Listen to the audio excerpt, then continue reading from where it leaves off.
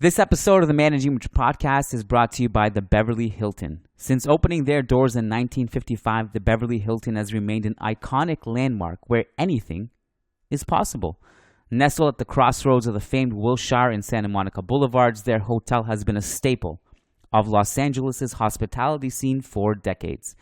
There you can enjoy California luxury at its finest with panoramic views of the city skyline and sweeping hills each way you turn. Beverly Hills Luxury near Rodeo Drive. If you're traveling to Los Angeles for Real Madrid's preseason game versus AC Milan on July 23rd at the Rose Bowl, make sure to book your stay at the Beverly Hilton. On that note, we're still finalizing the Los Angeles podcast details. That'll be announced hopefully in the next couple of days. Don't worry, soon. All you need to know is that we are doing a podcast in Los Angeles and Dallas and Houston. The Houston one is confirmed. Date and time, all that stuff is in the show notes. Click the link to book your spot in Houston. Do it before July 1st to save some money. And coming up today in this clip is taken from patreon.com/managingmadrid. Last night, Matt Wiltse and I, we recorded a podcast. And if you're interested in our thoughts on Kiyan Mbappe and the whole saga, it's in that episode. So we really tried to stay silent on the matter for as long as possible, and finally we just broke, and we recorded something last night about it, and hopefully don't have to talk about it until something becomes official. Either way, he stays at PSG, he leaves PSG, whatever. Just something official as soon as possible, please. I'm so tired of talking about this guy. Matt and I recorded our thoughts on yesterday's news as it developed. That's over on patreon.com/managingmadrid. The full episode to this is Mbappe discussion. This clip is also from that episode, but it's more about how Real Madrid's, approach to the transfer market to older players in their club's history might dictate what happens this summer. Super fascinating discussion. I love talking about Real Madrid history, but obviously we tie it into this summer as much as we can.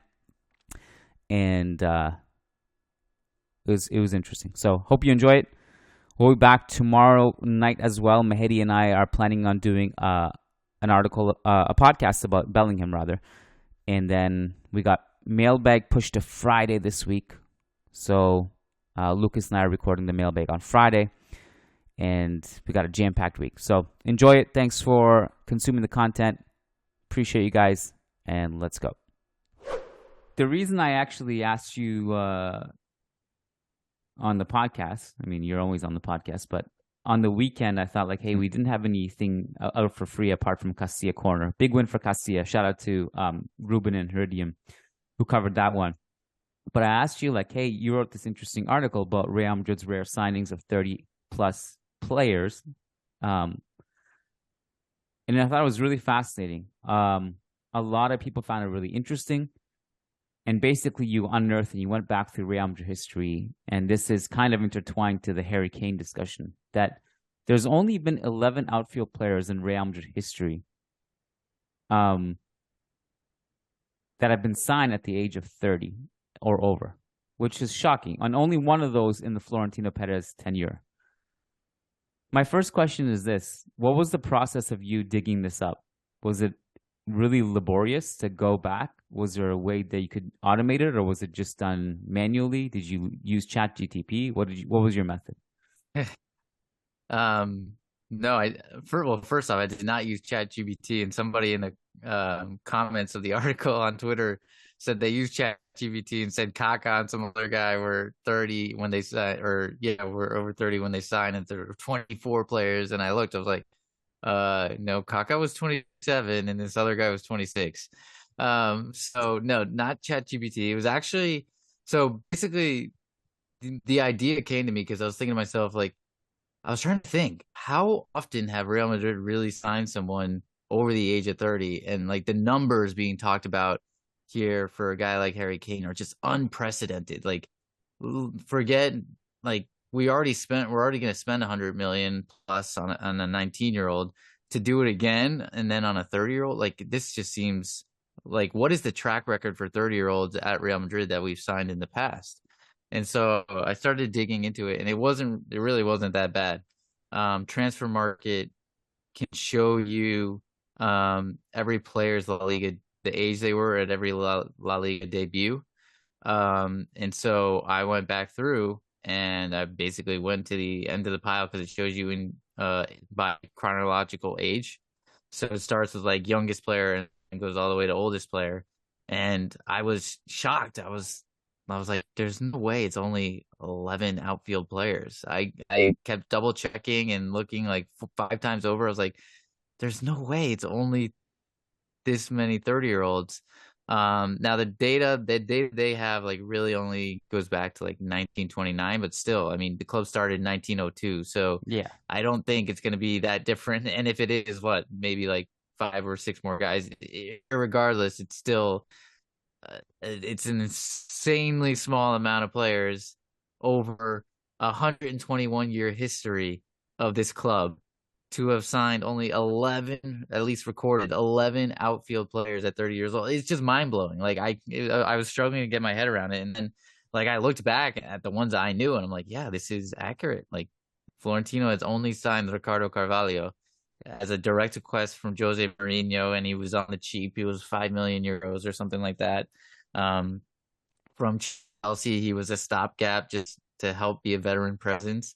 And then the other big over 30 signings were Rude, Emerson, Cannavaro, who all came in one summer. So, and that's under Ramon Calderon, obviously. And so, I mean, you strip those guys out in one summer, you're down to just 8 players.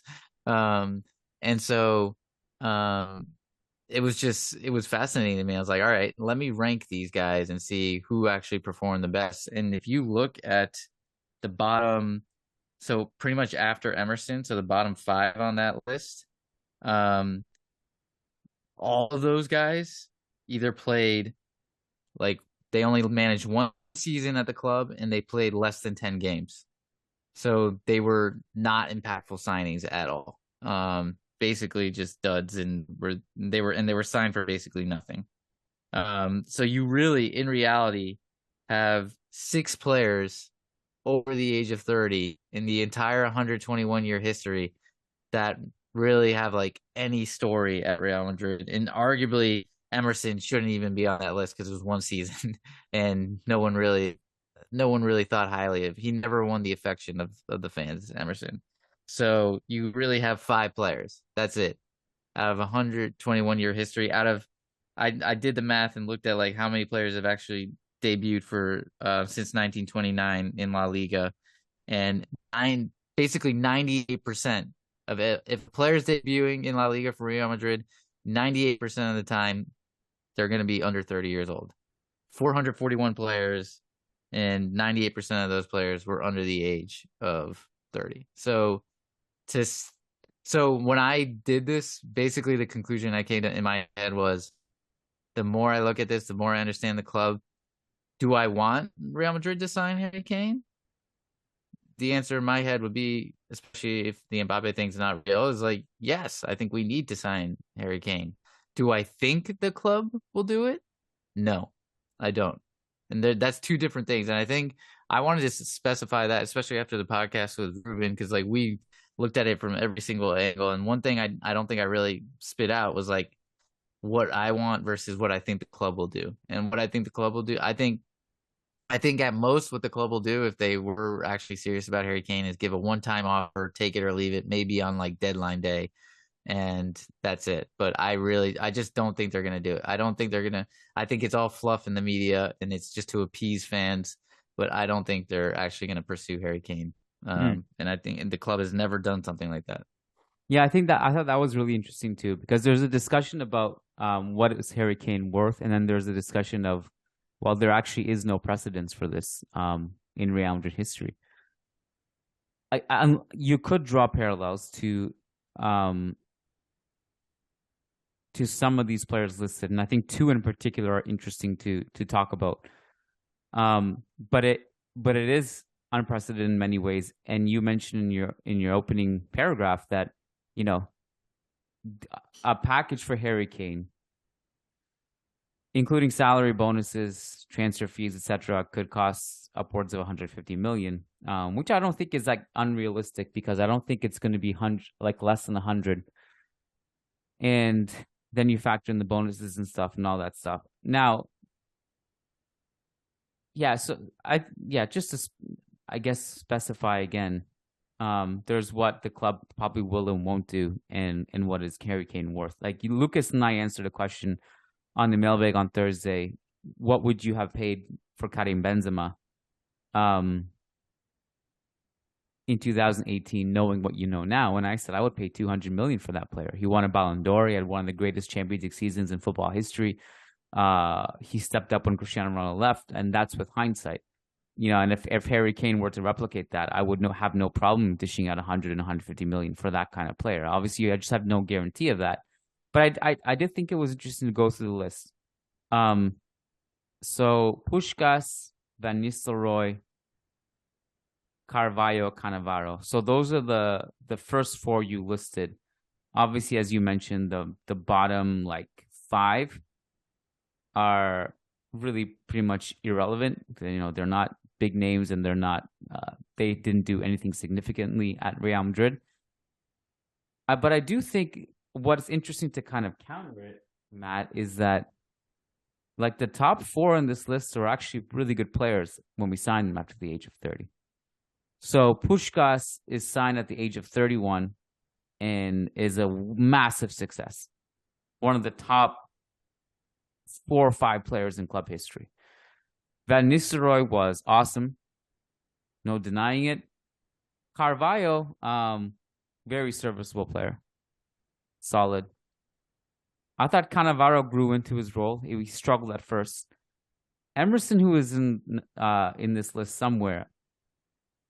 Yeah, like you said, one season. I'm kind of biased against that guy just because I hated watching the double pivot of him and Mahamadou Diarra together. It was such an eyesore. But I will say, we did a historical podcast for that 2006-2007 Clásico, and he was pretty good defensively in that game. And he did allow some freedom for the other players, like Robinho, like Roberto Carlos to get forward, Beckham, etc. So it should be noted, Matt, that there's at least 4 players in this list that were pretty successful after the age of 30. I'll counter that, though. I'll counter that and say they only gave 2 good seasons at most. And so, that's why I purposely put Ruud van Nistelrooy's numbers, the first 2 seasons versus the second season and a half or third season and a half. And, he was phenomenal those first 2 seasons, and then injury hit, younger competition came in, and, he barely featured in those 18 months and eventually got shipped off to Malaga. And he was not the same player he was. And so we only got the great Ruud for 2 seasons, really. And then I think the same for Carvalho. I think he was only at the club for 2 seasons. So it was that the Copa del Rey season under Jose Mourinho, 2011, 2012, and then the gold kit season, 2012, 2013. I don't know if he was there for the third Mourinho season or not. If he was, he barely played. It was Pepe, Ramos, and Varane that played that season. So, and same thing with Cannavaro. Cannavaro was awful the first season. I agree with you. He did grow into it, but by his third season, he was even starting to get phased out, and it was his last season at the club. So, I just think I don't disagree with you in terms of how impactful those guys were in terms of being good or being solid enough, but I think the leash or the length of their impact was very short, and it was noticeable to drop off. It was almost immediate. You got 2 years max out of them. By the third year they were all spent. Well, just to make it clear, Puskás is the exception. Puskás is definitely the exception. Yeah, Puskás 8 seasons, especially because he came in 42 goals. He came in overweight and he had not been playing football, right, for a year or 2 years, I think. And he came way overweight. nobody expected anything from him. Like they all thought he was just like, who's this new fat guy that signed for Real Madrid? And yeah, he was definitely the exception. Fat Puskás arrived at the age of 31, having not played professional football for 2 years and played 8 seasons, scoring 240 goals, winning the Champions League 5 times. And I think there's like a parallel universe. If you sign him in like 1947 instead of 1958, he's the GOAT. He is like he could have been the GOAT. But so just Puskás aside, the exception to this, what we're saying here, I do think, and by the way, Carvalho really, I would say 1 year, because year one, 48 appearances, year two, 13 appearances, year three, 16 appearances. So year one so was he really was even here for year 3. Yeah. I will say about Van Nistelrooy and Carvalho, but like I think when you sign these players, you kind of know that it's a 2-year window, basically. With Van Nistelrooy, yeah, he only had 2 really good years at the club, but we also only paid 14 million for him, so it wasn't a huge risk, and it was worth every penny in that sense. The difference with Kane, obviously, is he would just cost an arm and a leg, and that's why I don't. Yeah, that's why I don't think the club will do it. Just given everything we know about the club and how they've acted in recent seasons and just the transfer policy they put in place, let alone now you have this historical context, it just reaffirms for me, like, I think, and the more time passes and the more days go by, I think it's less and less likely that anything materializes with Harry Kane. I saw that one of these big Madrid Twitter accounts, I think it was Madrid Universal, they put out like this thing like Real Madrid's 11 for next season. It was unbelievable, like out to lunch. These guys are out of their mind. They had Kane, Mbappe, Achraf. I forget who else it had. It was ridiculous. I'm like, you guys are really just, this place has become really out of control. This social media platform, it's out of control right now. What was I going to say? Oh, this is what I think was interesting. Is that, now this is just off the top of my head. I haven't researched this, but I imagine the list of 29-year-olds is pretty deep that we signed. Like players like Zidane would like have just missed the cutoff, right? Yeah, so Zidane was 29, I think, when he debuted for La Liga, in La Liga. Rudiger and Alaba were 29. Hazard was 28, Kaká 27, but it's actually, the list isn't that long. Like those guys are, I went back, I looked at that list too, because I wanted to see, like, it's really not that long. The 29-year-olds, the list isn't long at all. I think Figo? It was a handful. He was like, I don't think he was even, he may have been 27. Was he that young? I think so. But you know what's funny is that even all these guys, I mean, Figo had, I'd say, maximum 2 good years with us.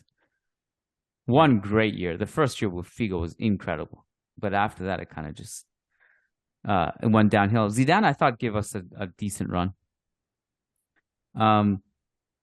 Yeah, the list is not long. It's pretty interesting. When you put it that way, I think it was, the reason I enjoyed your article was that I think it was just eye-opening for me to see it written down like that and see it listed like that, that it's not a huge sample size of old players that we sign, generally speaking. We go the younger route. And some of the older ones that we've signed that have been successful were successful because they were cheap and good bargain buys. And the ones that were really expensive, they could have gone either way. Zidane was successful, Hazard wasn't. I thought it was just eye-opening to see it listed that way.